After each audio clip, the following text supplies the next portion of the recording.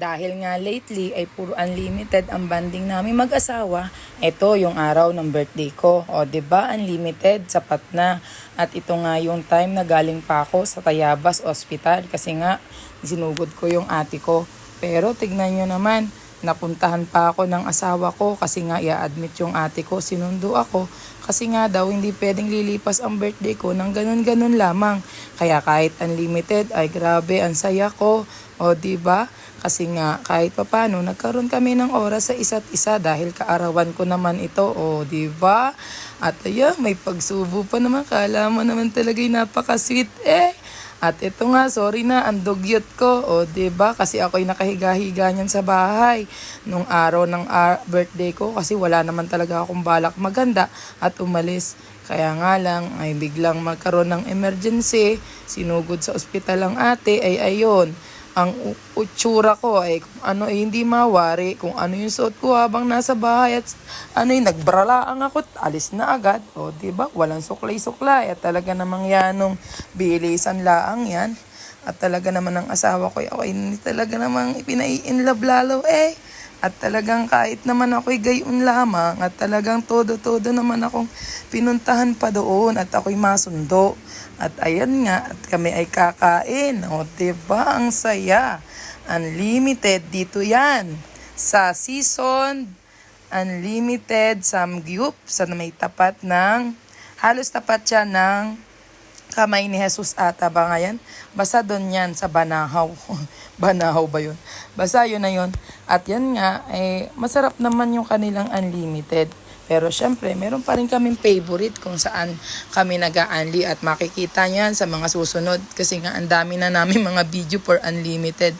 At diyan nga, nagsasabi ako, naka-rice na naman ako pero isang cup lang. At nagsabi pa ako dyan ng oras at saka sabi ko, ayan, di ko iniisip na magkakaroon ako ng ganito kasi nga, araw ng birthday ko, kala ko wala lang mangyayari. Pero ayan, talaga naman, 'di ba? May bonding pala kaming mag-asawa. Ang saya. Ayun na nga, sabi nga natin, simple man ay mahalaga, ay may time sa isa't isa, 'di ba? Yun naman ang mahalaga doon. Hindi lilipas ang araw or kaarawan nang wala lang mangyayari. Hindi man magarbo or maraming handa, ang mahalaga kayo ay masaya at nagsama sa araw na ito na mahalaga sa buhay mo. Ito nga yung time na sabi niya, tutuparin niya yung aking farming na gusto ko. Kaya nga, yun yung mga pinagagawa nung time na mawawala ng trabaho yung mga tao niya. Kasi tapos na yung project dito sa Louisiana. At hindi naman madadala sa ibang lugar kasi marami na ring tao doon. Kaya ayun, time na para gumawa naman sa farm namin. At doon nga ay ginawa yung chicken coop at mga bahay ng ibon at kung ano-ano pa. O, diba? Talaga naman. Kesa naman ako ay papiliin niya ng travel at nung time nga na yun ay pinapipili na ako at maraming ang mura na mga babayaran sa mga eroplano or kung saan. Kaya lang para bang nangihinayang ako. Sabi ko after nung saya na yun, oo masaya. Ang problema ko naman yung maiiwan ko yung mga anak ko at saka yung mga nagtatrabaho sa asawa ko ay hindi rin naman maiiwan. Kaya sabi namin saka na lang pagka okay na talaga at merong ibang magmamanage pagka wala kami.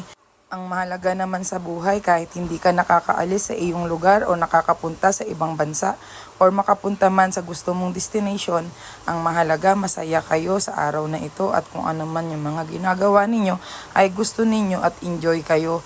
Kaya ayan, maraming salamat talaga sa asawa ko kasi talagang ayan, nabigyan ng oras yung araw na ito, nakaarawan ko. Syempre, napakahalaga nito sa buhay ko. O, 'di ba? Lagi kong sinasabi, wala sa presyo ng pagkain, wala sa ganda ng lugar, or sa mamahaling lugar. Ang mahalaga, magkasama kayo at nagsasaya kayo. Uusap kayo sa mga plano sa buhay ninyo at gusto nyong gawin pa sa mga susunod na araw at panahon habang nagpapalaki ng mga anak at busy sa business at mga trabaho para nang sa ganon pagdating ng panahon matutupad din namin ang mga gusto namin at marating ang mga destinasyon na nasa bucket list namin at dream house na nakadrawing pa hanggang ngayon. O 'di ba? Hanggang dito na lang. Maraming salamat. Bye-bye.